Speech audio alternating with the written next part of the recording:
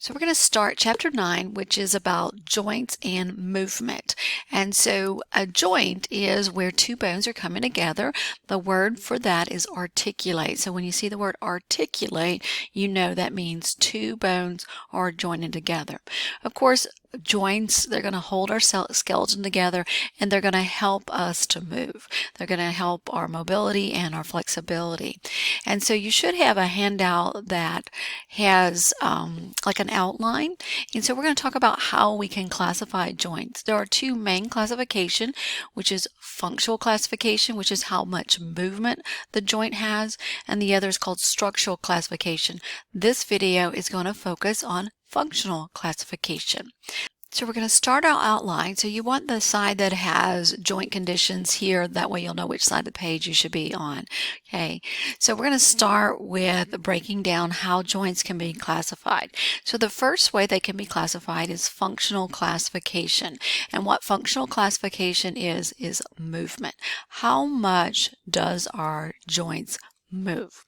And we've got three different classifications of that. And so the first type is going to be immovable, so it can't move. And the title of that is called synarthrosis. Synarthrosis.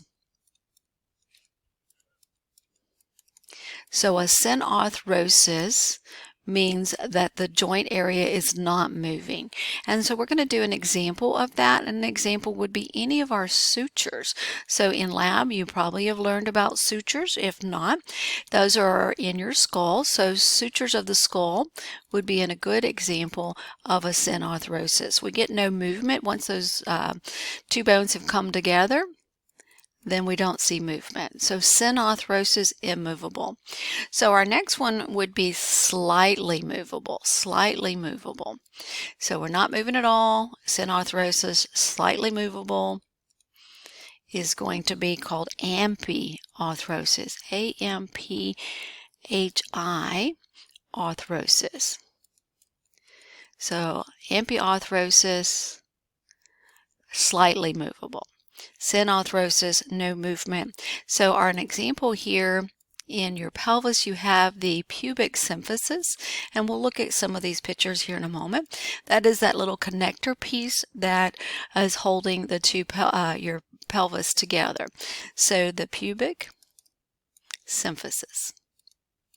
It does move slightly, but not a huge amount. All right, and then we get the one that is very movable, freely movable, can move in lots of different directions. And those are called diarthrosis. Diarthrosis are very movable joints.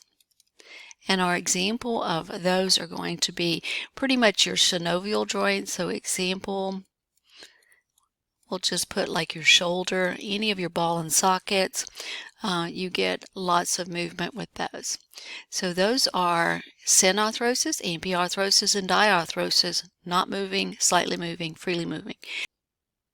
So under diarthrosis, we're going to see three different types. You get uniaxial, biaxial, and multiaxial, and that has to do with your range of motion or how many planes.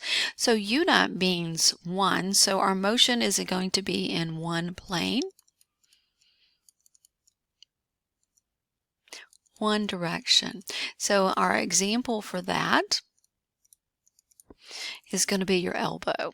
Your elbow can only go one direction unless you hyperextend it. It tends to only go one. Well, bi means two, so this is going to be motion in two planes. Hopefully that makes sense. An example that you're going to see of that. So an example of that would be your metacarpophalangeal joint. So in lab, we don't go over joints, naming joints, and the reason we don't, they kind of give themselves away based on their name. Metacarpal, which is probably your metacarpals, and your phalangeal, which are your fingers, so that joint where they're coming together, you have a range of motion in two ways. So the joints are actually named by the two bones that they're being connected by. And then multi, of course, is going to be motion in many directions, so three or more planes. And the example that we're going to have on that would be like your ball and socket joints of your hip and your shoulder, which is again a synovial joint. So your hip or shoulder would be a multi-axial. You can go in many directions because it can spin around that. And so that is our functional classification: synarthrosis, ampiarthrosis, diarthrosis. If they're diarthrosis, those synovial joints will be either one direction, two direction, or three or more directions, depending on the joint. All right, so that does it for functional classification of joints. You will see these joint conditions on a separate video, and then we'll talk about your structural classification of joints, which is the binding material.